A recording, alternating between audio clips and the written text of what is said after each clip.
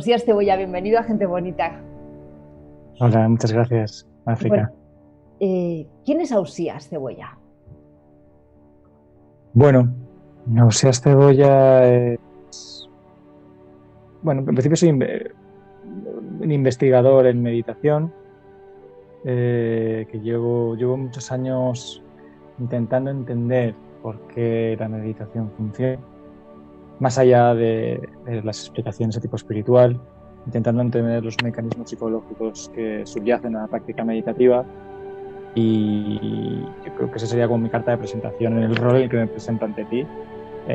Sería sobre todo eso, la de un científico que intenta utilizar herramientas seguramente muy rudimentarias en términos científicos para entender una experiencia de una complejidad enorme. Enseguida entramos en tus investigaciones, que yo creo que son muy pioneras, ¿no? Porque llevar a la ciencia algo que es tan espiritual, ¿no? Podríamos decir, es todo un reto. Pero antes de entrar en todo eso, y en todos los descubrimientos que has hecho tú y tu equipo, pero cuéntame una cosa, ¿cómo llegó la meditación a tu vida? Bueno, pues llegó un poco por una inquietud que siempre he tenido como a la introspección. ¿No? Siempre he sido un niño introspectivo, criado en una cultura católica, y que después cuando he ido avanzando, pues siempre he sentido como esa necesidad de tener un espacio de introspección. Luego me formé como psicoterapeuta y en un momento dado mi formación como psicoterapeuta empecé a conectar con modelos terapéuticos un poco más alternativos, con una psicología transpersonal. Cayeron en mis manos algunos libros que fueron muy importantes sobre meditación y ahí entró mi curiosidad. Me he dedicado a... Y seguramente luego también ha habido mucho de suerte en todo esto. Quiero decir que también encontrar la meditación mindfulness en este momento histórico en el que es seguramente uno de los espacios en investigación psicológica más bollantes, ¿no? Pues también es mucha suerte de justo estar en el lugar adecuado, en el momento adecuado.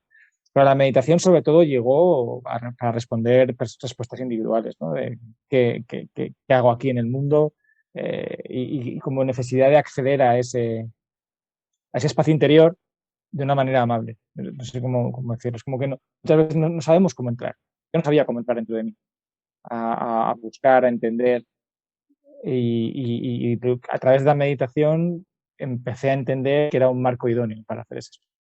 ¿Y qué Luego encontraste? ya apareció toda la investigación científica, que fue casi como lo que te digo, pues una puerta que se abre y que por pura suerte pasé por ahí delante en el momento en el que se abría. Pues fíjate que yo no creo en la suerte y yo creo que uno Sí. la atrae, ¿no? Atrae lo que está en su camino muchas veces, ¿no? Pero ¿qué encontraste en la meditación? ¿Encontraste realmente esas respuestas que buscabas? No, qué va, qué va. No, la meditación nunca responde cosas, solo pregunta. Solo te haces preguntas más incisivas. No, no, pero sí que encontré esta calma, ¿no? Calma en mí, cierta sensación de estar a gusto, de estar calmado. Eso fue seguramente la puerta de entrada, ¿no? Lo que me enganchó más a la práctica. Luego, poco a poco, se van abriendo puertas, ¿no? Y se van abriendo espacios que vas haciendo más preguntas que respuestas. Y en estos momentos la sensación es la de que sé menos de lo que nunca he sabido. Entonces, soy más consciente que nunca de lo poco que sé. O sea, que realmente es que podría estudiar un grado de meditación, ¿no? Un grado de graduado en meditación y no acabarías de conocer toda la cantidad ingente de estrategias, planteamientos teóricos, sutilezas. Es un ámbito de estudio fascinante y enorme. Entonces empezaste lo que tú me dices, ¿no? A estudiarlo desde el punto de vista científico, o sea, desde el punto de vista empírico, ¿no? O sea, no ingerir Mm. las cosas como dogmas, sino incluso buscar su utilidad científica o su demostración científica de los beneficios de la meditación. Claro, yo en realidad me puse a investigar porque quería aprender y nadie me podía enseñar en ese momento. Era el año 2004, 2005, apenas Mindfulness apenas había llegado al Estado español y una directora Maite Miró, que es una de mis grandes maestras, ella estaba en Tenerife y le acababan de dar un proyecto. Ella siempre ha sido innovadora de casi todo, ¿no? Siempre la primera que llega a casi todo. Y entonces fue la primera que recibió un proyecto financiado sobre mindfulness. Y recuerdo que estando en un grupo de supervisión de terapia con Guillem Feixas, otro profesor de la Universidad de Barcelona, recuerdo que me dijo, hay una mujer en Tenerife que está investigando sobre psicoterapia y meditación. Y yo me quedé completamente fascinado, porque para mí la psicoterapia es una disciplina del habla, la meditación es una disciplina del silencio. Entonces no logré concebir cómo se podía hacer psicoterapia desde el silencio. Y entonces le escribí un correo, era Maite, yo la había tenido de profesora, le dije que estaba fascinado y que me interesaba un montón lo que hiciera, y que quería que me enseñara. Y entonces ella me dijo, bueno, pues me acaban de dar un proyecto y busco a un doctorando, a un becario. Y yo en principio no tenía ningún interés en hacer la tesis doctoral y yo le dije, no, yo quiero que me enseñes, yo lo del doctorado ya veremos. Tal, que lo dejamos así como medio abierto. Me fui a Tenerife y estuve 2 años y al final llegamos un poco al pacto de que ella me enseñaba a cómo aplicar eso en psicoterapia y yo hacía el doctorado a cambio. Y luego, fíjate, luego me gustó un montón y ya me dediqué a la carrera de investigadora, pero fue por casualidad, que yo no quería, no tenía, no sigue ese perfil de gente que yo quiero ser investigador desde el día uno. Ya, Ha sido un ya. poco suerte. Luego te voy a decir una cosa con respecto a esto que me llama mucho la atención, pero ¿cómo se aplica la meditación a la psicoterapia?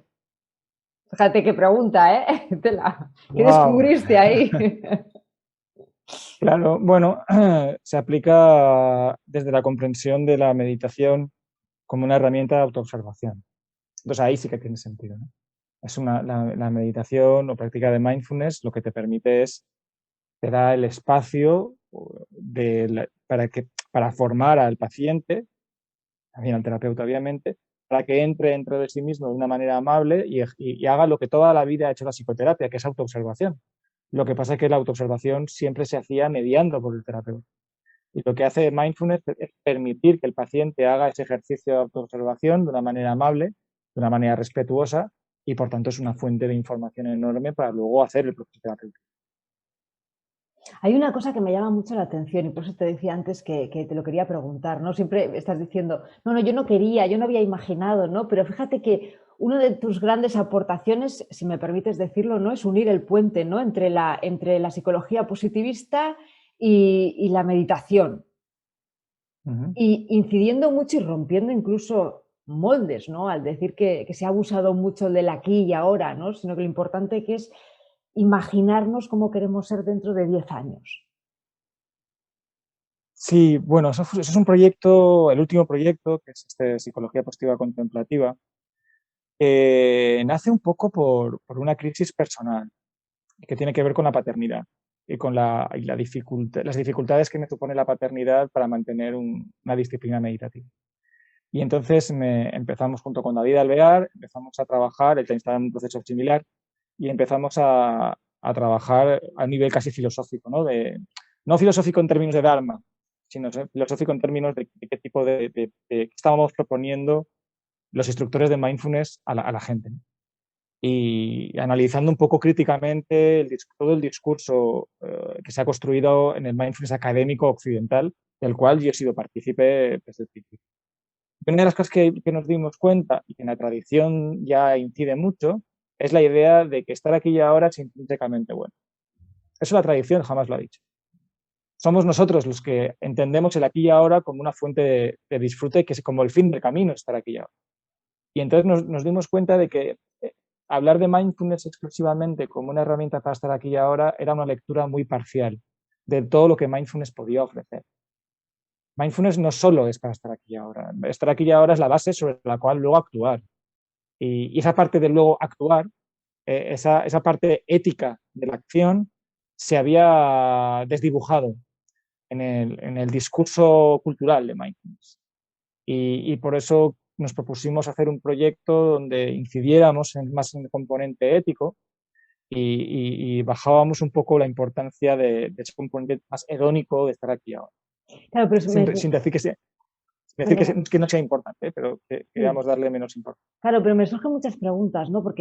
Y por eso lo enlazo con lo que hablabas antes de la psicoterapia, ¿no? O sea, que es ayudar a la persona en cierta manera a observarse.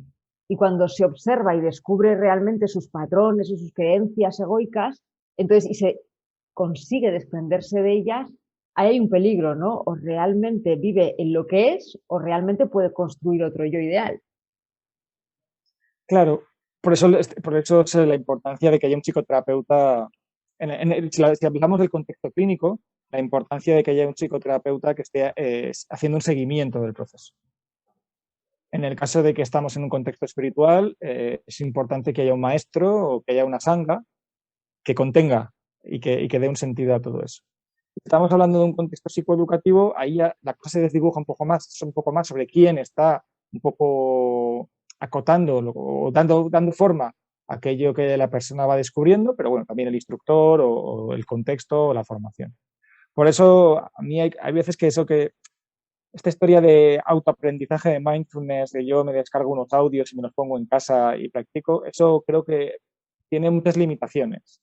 Creo que es importante también utilizar el conocimiento de generaciones, ¿no? Y de gente que ha practicado mucho y que sabe mucho y que nos puede guiar en ese aprendizaje.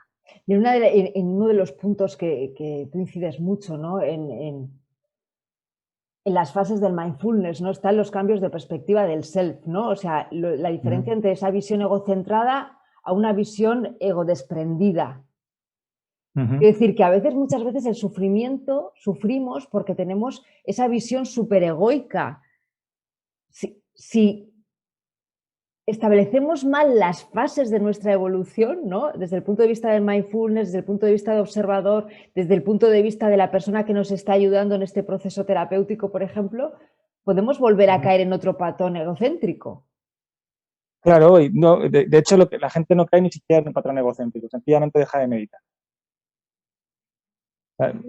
Cuando deja de darle un sentido a la práctica, abandona la práctica. Y esa seguramente es la pregunta que más me ha fascinado. Para entenderme mi conducta, ¿no? Para entender, la gran pregunta es, ¿por qué no hago eso que me sienta bien?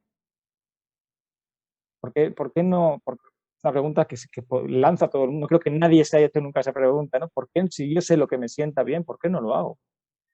Y entonces, en el caso de mindfulness, tanto David como yo, David Alvear, lo que nos dimos cuenta es que parte de ese conflicto del abandono de la práctica tenía que ver con un planteamiento casi filosófico o epistemológico, ¿no? Es decir, ¿cuál es la última utilidad que tiene la práctica meditativa? Pues si lo planteo en términos utilitaristas de la meditación, tiene que estar a mi servicio y darme un premio inmediato por mi esfuerzo, eso casi irremediablemente va a llevar al abandono. Porque la meditación es una técnica que tiene componentes hedónicos, pero es una técnica que muchas veces es muy difícil y es muy dolorosa. Y otras veces creo que se ha minusvalorado, ¿no? Se ha banalizado el potencial de la meditación como herramienta de transformación y también se ha banalizado la posibilidad de que también me siente mal, o de que no lo haga bien, o de que no lo haga en el lugar adecuado, en el momento adecuado, con la técnica adecuada. Eso es un poco lo que nos ha fascinado todo este tiempo. Entonces, una de las trampas que vimos es que si convertimos la meditación en una herramienta exclusivamente hedónica, eso tiene como riesgo, y hay artículos que lo confirman, en convertirse en una técnica que alimenta el ego, ¿no? y que aumenta el egocentrismo. Hay artículos súper interesantes de cómo determinadas prácticas de yoga o maneras de entender el yoga, y lo mismo maneras de entender la meditación, que más allá de reducir esa visión egocéntrica de uno mismo, que es la que nos da natural, todo lo contrario la alimenta. Porque eso lo que hace es incidir al fin y al cabo en el sufrimiento, a la larga. Claro, sí, eso es. ¿Cuál es la causa del sufrimiento del ser humano? ¿Qué te puedo decir lo que dice el Dharma? Que es lo que yo compro, que es lo que yo creo. La ignorancia. La ignorancia. ¿La ignorancia sobre uno mismo?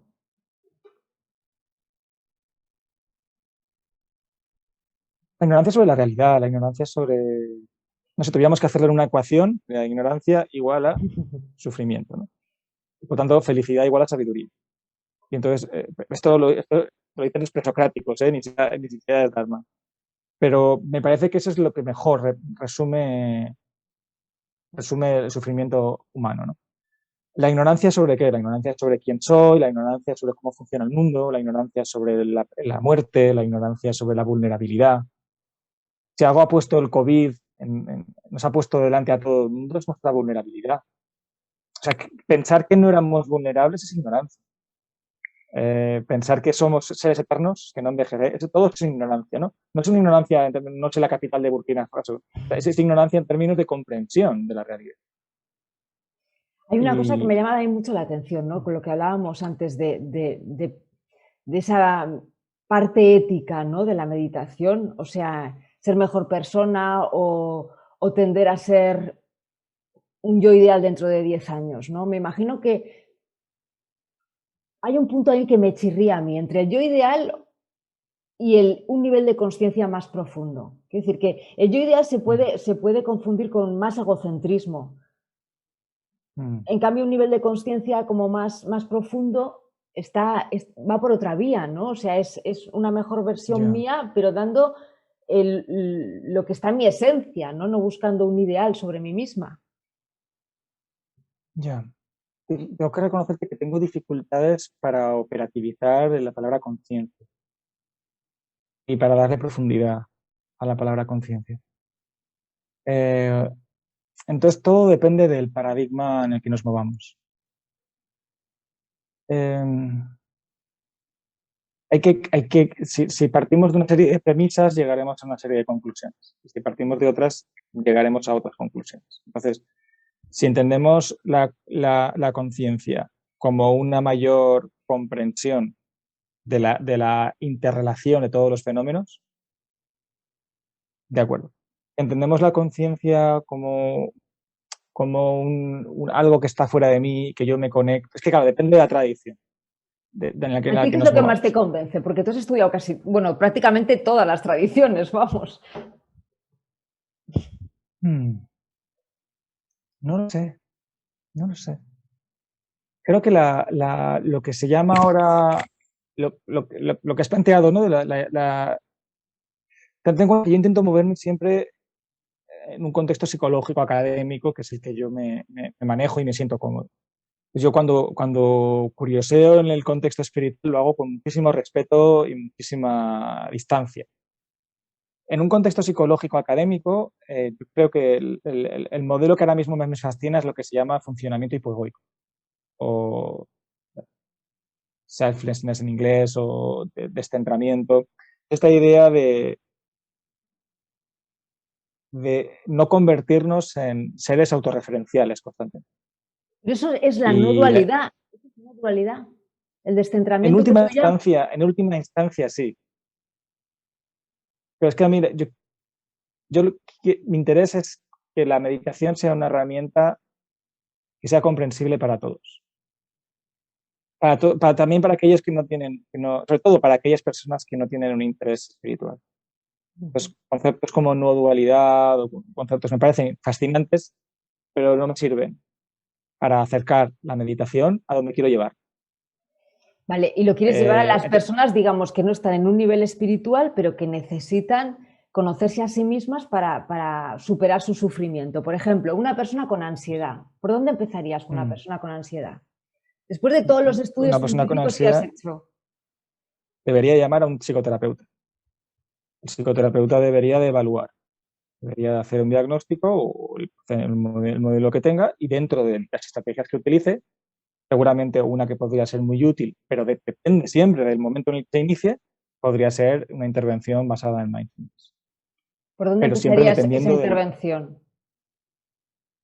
Bueno, pues seguramente estaría muy bien aumentar la conciencia corporal o aumentar la capacidad de regular la atención para lograr mantener la atención también en aquellos objetos que son los fóbicos, ¿no? Los objetos de temor. Eh, Aprender a calmar, ¿no? Aprender un poco a respiración lenta, todo el componente de relajación que tiene la práctica de mindfulness. Eso yo creo que son ingredientes esenciales. Eso, digamos, estamos en una fase sintomática.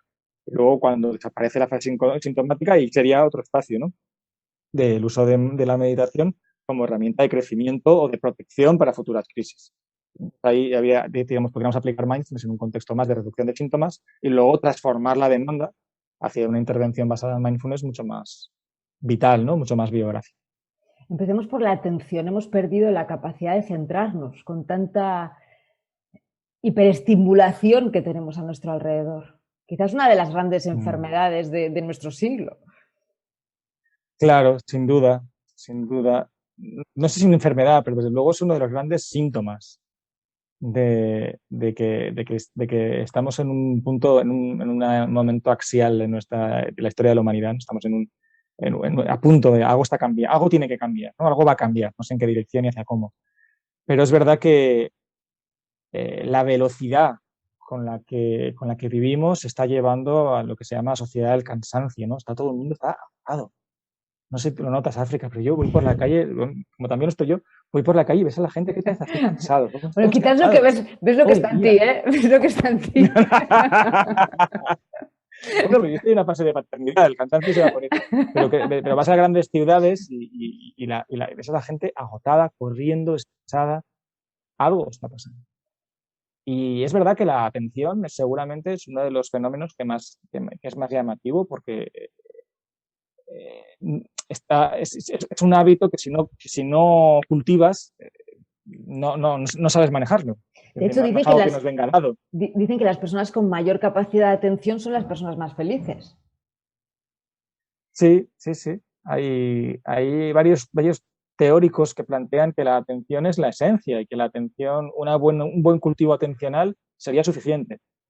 Porque al fin y al cabo, si tú sabes a qué atender, pues, al final acabas atendiendo aquello que te satisface, ¿no? Aquello que te gusta y aquello que te hace feliz. La capacidad de ¿Cuánto elección, tiempo ¿no? pasamos al día? Claro, ¿cuánto tiempo pasamos al día dándole vueltas sobre cosas inútiles que no podemos cambiar y que cuando decidimos, no, quiero atender a esto u otro, no logramos mantener la atención ahí? Claro, y desde ahí Y es podemos... verdad que nuestra gente mayor, abuelos, pues al tener menos estimulación, tenían más espacio para cultivar la atención porque les venía dada, ¿no? O sea, aburrido, o sea, es un viaje largo, no tienes un teléfono móvil, no tienes un libro, solo puedes mirar un paisaje, pues obviamente ahí vas atemperando, ¿no? Y cultivando cierta capacidad atencional. Qué importante es lo que has dicho, ¿no? O sea, enlazar atención con capacidad de elección, porque ahí está el principio de nuestra esclavitud, ¿no? O sea, si no podemos elegir porque no estamos atentos, somos esclavos, ¿no? De nuestro automatismo. Eso es. Y eso es lo que lleva al sufrimiento, al fin y al cabo, ¿no? Claro, este divagar mental, esta constante no presencia en nuestra vida cotidiana, en principio es inocua si no tienes ningún conflicto importante. Pero en cuanto hay una crisis vital, esta tendencia o esta falta de habilidades para gestionar la atención puede convertir la mente en nuestro peor enemigo, ¿no? De odio, de autorrechazo, de crítica, de verbalizaciones agresivas hacia nosotros mismos, hacia nosotras mismas. Creo que eso es lo esencial, que a lo mejor en la vida cotidiana no nos sirve, no nos damos cuenta, pero sí que se nota mucho cuando estamos en una crisis vital. ¿Y cómo acallar todas esas voces? Que van a ir siempre con nosotros, porque esas voces yo creo que no se acallan, ¿no? ¿Cómo reconciliarnos Claro, con esas voces críticas? Pues mira, eso lleva intentando arreglarlo desde Sigmund Freud. Sigmund Freud ya las detectó, las voces internas. Bueno, para mí mindfulness es la herramienta más sofisticada para regular eso, para manejar las voces internas, para saber qué parte de mí dice qué cosa de mí, para identificarlas. Creo que es la más sofisticada. No lo sustituye la psicoterapia. La psicoterapia es una herramienta mucho más compleja que mindfulness. Pero sí, desde luego, es una herramienta idónea para cultivar esa parte. Y luego está nuestra conciencia corporal, ¿no? Que es algo que durante mucho tiempo yo creo que abandonamos, ¿no? Quizá porque las emociones te hacen desconectarte del cuerpo cuando no quieres sentirlas, ¿no? Hay como una huida. En vez de volver al interior y decir voy a ver lo que hay aquí, es como me voy fuera. Entonces, eso ha hecho que perdiéramos la conciencia corporal. Creo que hay factores también culturales para esta conciencia corporal que tienen que ver con nuestra tradición judío-cristiana, ¿no? De comprensión del cuerpo como una fuente de pecado. Incluso en la tradición occidental más psicológica, el psicoanálisis, se le ha dado un papel testimonial al cuerpo cuando no negativo. De hecho, yo cuando empecé a investigar estas cosas no conseguía encontrar un cuestionario que evaluara la conciencia corporal que no fuera para evaluar aspectos negativos de la conciencia corporal. Se hablaba de la amplificación corporal, ¿no? O sea, tu cuerpo era, si estabas muy centrado en el cuerpo, era para estar mal, ¿no? Para sentir síntomas. Y hace relativamente poco se ha empezado a hablar de esta conciencia corporal adaptativa, esta conciencia corporal amable, y realmente está siendo fascinante. Están encontrando respuestas muy bonitas de cómo se relaciona la conciencia corporal con la empatía, de cómo con la regulación emocional, con la atención, con la presencia, con la postura. Está recuperando o reivindicando cosas que la tradición humanista ya decía, del papel del cuerpo, o incluso la tradición yógica ya hablaba de la postura, pero que a nivel académico no se había logrado acotar. Y en los últimos años se están desarrollando unos modelos teóricos y unos datos fascinantes sobre la importancia de reconocer y de ser habilidoso buscando y cultivando una conciencia del cuerpo. O sea, no es lo que hemos dicho siempre de comunicación no verbal está diciendo algo de una persona, ¿no? Sino que yo tomar la postura previa a las emociones que quiero llegar a sentir. Llevado a un extremo, te lo pregunto, ¿es eso lo que me quieres decir en cierta manera? Las emociones no las podemos escoger, no puedo escoger qué emoción quiero sentir. Lo que sí que puedo hacer es ser habilidoso en el lugar donde la partida de las emociones discurre, que es en el cuerpo. Y yo tengo la capacidad de bajar a mi cuerpo y reconocer aquello que me está pasando a un nivel microscópico, a un nivel sutil. Claro, todo el mundo nota un dolor de rodilla, porque eso es muy llamativo, pero empezar a notar un enfado cuando estamos a un nivel de 1/10, o empezar a sentir que hay una incomodidad en mí, o que hay un disfrute, o a lo mejor, no sé, y pasando por la calle de repente, pues, ahora que estamos en primavera, es una flor, hueles, pero primero tengo que notar ese olor. Y ese olor sucede en el cuerpo y tengo que encontrarlo. Si estamos constantemente viviendo en la mente, ¿no? en el discurso, y no estamos aterrizados en el cuerpo, de alguna manera estamos perdiendo una cantidad de información enorme para comprender, para sentir, para percibir el ser en el mundo. Yo recuerdo los primeros estudios que hacía de mindfulness, mi tesis doctoral y los posteriores, recuerdo algunas frases que decían las participantes y los participantes, recuerdo uno que decía, me siento más yo. Ostras, y eso para mí era fascinante, me siento más yo. No sabía qué modelo psicológico aplicar para explicar eso. Digo, ¿cómo que me siento más yo? ¿Qué quiere decir esto? Y luego, poco a poco, haciendo un análisis más fino, tenía mucho que ver con eso. Me siento más capaz de reconocer mis estados, ¿no? de habitarme, ¿no? De estar dentro de mí, de sentirme yo. Y todo eso estaría dentro del ingrediente de conciencia corporal. Y luego están las emociones. Perdona, dime. Para que sea terapéutico tiene que ser adaptativo, porque claro, si la conciencia corporal es para descubrir mis michelines, o cómo de gordito feo estoy, o cuánto peso, o si estoy, todo eso ya no es adaptativo. Pero todo eso requiere unos procesos, unos protocolos, unos entrenamientos, hasta que uno llega perfectamente a desarrollar su sensibilidad hacia sí mismo. Y luego está el tema de la regulación emocional. Sí, ese sería bueno, estás escribiendo muy bien los mecanismos, ¿no? O sea, atención, conciencia corporal, y el tercer y cuarto sería el de la regulación emocional. Efectivamente, mindfulness es una herramienta que se ha descubierto muy útil tanto para regular las emociones positivas y alargarlas, ¿no? Ser más habilidosos. De hecho, lo primero que descubrimos, saborear, ¿no? Lo primero que descubrimos y lo primero que nos enseña en un entrenamiento en mindfulness es a saborear un café con leche, o el típico ejercicio de la pasa, o una galleta. Es decir, a sacar de lo que es positivo, sacar lo mejor. Y también a cortar la emoción negativa, ¿no? a darme cuenta que la tengo por la conciencia corporal, y a ser capaz de buscar una herramienta útil y práctica que me haga regular la emoción una vez yo siento que esa emoción ya no tiene nada que hacer, ya no me aporta nada a mi sistema. ¿Para ti qué es lo que aporta una emoción? Una emoción es una función fundamental. De hecho, separar entre emociones positivas y negativas es muy polémico. Las emociones nos informan, nos informan del ambiente, ¿no? Son herramientas fundamentales para saber lo que el ambiente y lo que nosotros queremos del ambiente, ¿no? El enfado nos ubica, nos pone límites, avisamos al ambiente de que por ahí no continúe. La tristeza nos invita a la introspección, a encontrar respuestas. Cada emoción tiene un sentido y tiene nos comunica algo. Lo que pasa es que hay veces que las emociones, hay autores como Richard Davidson que hablan de que las emociones, el problema que tienen no es la experiencia de la emoción, sino la duración.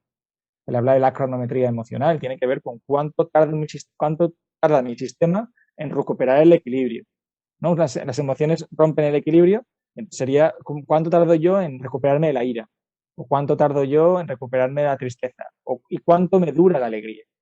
Entonces, mindfulness lo que nos permite es ser habilidosos y habilidosas encontrando los recursos para alargar la emoción positiva y acortar la negativa. Qué bueno, ¿no? Entonces ahí entra todo el terreno de la programación neurolingüística, ¿no? De la visualización para alargar una emoción positiva, ¿cómo lo haces? Te digo esto De porque, programación neurolingüística no tengo ni la más remota idea. bueno, bueno, No, porque tú no, no sabes, no domino, no sé si tiene no que ver, domino si ese tiene que ámbito. ver, no, si tiene que ver con los anclajes emocionales, ¿no? De decir, bueno, a ver, voy a trabajar un pensamiento positivo y así alargo una emoción positiva en mí. No, ¿O no va por ahí? no sé si se puede trabajar de muchas maneras. Nosotros utilizamos, por ejemplo, tanto David como yo en el proyecto de psicología positiva contemplativa, utilizamos el agradecimiento como una herramienta fundamental para amplificación de la emoción positiva. Trabajamos en el saboreo, en la capacidad de sacar lo mejor de cada experiencia, del pasado, del presente y del futuro, ser habilidosos detectando cuando algo bueno me pasa y ser habilidosos detectando aquello que ya va bien en mí o aquello que ya está bien en mi vida. Y luego también trabajábamos el reconocimiento de aquellos aspectos de nuestra vida que funcionan. Pues así es como lo trabajamos, pero se puede trabajar de muchas otras maneras. Pero eso es, Eso es lo que dijéramos, tiene más evidencia científica. o sea, trabajando aquella parte de nuestra vida, digamos, donde hemos conseguido esos valores que para nosotros son importantes, ¿no? Por ejemplo, la fortaleza. Eso es. Trabajamos también fortalezas, trabajamos disfrute, trabajamos sí, la gestión del día a día encontrando aquello que va bien, ¿no? En lugar de detectar aquello que está, tenemos un sesgo hacia, nos lleva la atención a aquello que falla. Bueno, cultivar atención para también llevar un poquito de atención a aquello que funciona. Y no solo lo llevo a atención, sino que además lo disfruto, lo saboreo, lo potencio y lo cultivo. De todo lo que has estudiado, de todo lo que has investigado, de la cantidad de horas que has estado meditando también a lo largo de tu vida, ¿no? ¿A qué conclusión llegas? Conclusión personal, para ir terminando. Wow. ¿O qué lecciones te quedas, no? Porque, claro, yo te preguntaría millones de cosas, porque sé que has profundizado en muchas tradiciones espirituales, ¿no? Y me asombra tu capacidad de investigar en cada una de ellas y sacar tu propio criterio, ¿no? De todo lo que has investigado. O sea, me parece alucinante, ¿no? Porque sacas conclusiones de Sí, todo. la conclusión más potente que he encontrado es la intuición que ha tenido siempre la humanidad para equilibrarse, ¿no? Si hacemos un recorrido hacia todas las tradiciones contemplativas, espirituales, religiosas, podemos encontrar el lenguaje común, podemos encontrar más o menos mensajes claros. Más allá del aspecto más esotérico, del aspecto ritualista, las grandes lecciones de la vida, las más importantes, están ya escritas hace 2.500 años, hace 3.000 años, hace 1.000 años. Y la ciencia no para de confirmar muchas de estas ideas. ¿Cuáles son esas Y ideas? eso bueno, pues la idea de que la felicidad y la bondad van cogidas de la mano. De que una vida ética, de que una vida con valores, es una vida plena y esa vida plena trae una satisfacción inmediata, ¿no? Trae una satisfacción muy plena. La idea de que somos seres sociales, colectivos, que necesitamos de los demás para vivir y ser felices. La idea de que somos seres con un potencial de crecimiento, que no estamos terminados, que por tanto podemos cultivar o entrenar o hacer una serie de prácticas para mejorarnos y para mejorar y para aumentar nuestra capacidad de estar en el mundo a gusto y bien. O sea, ahora igual es una conclusión de los últimos años, pero desde luego es la que más me está fascinando.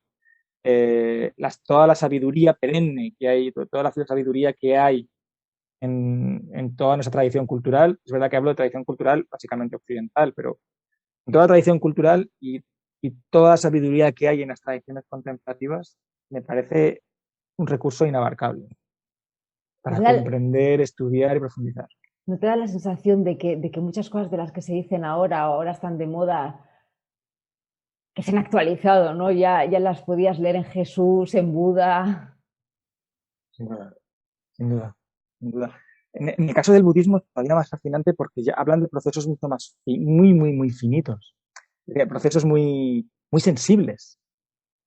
Y que hace 2500 años ya estuvieran hablando de emoción, de percepción, de atención, que son lenguajes que la psicología llegó prácticamente a la misma conclusión o muy similar por un camino completamente diferente, eso para mí todavía me sobrecoge.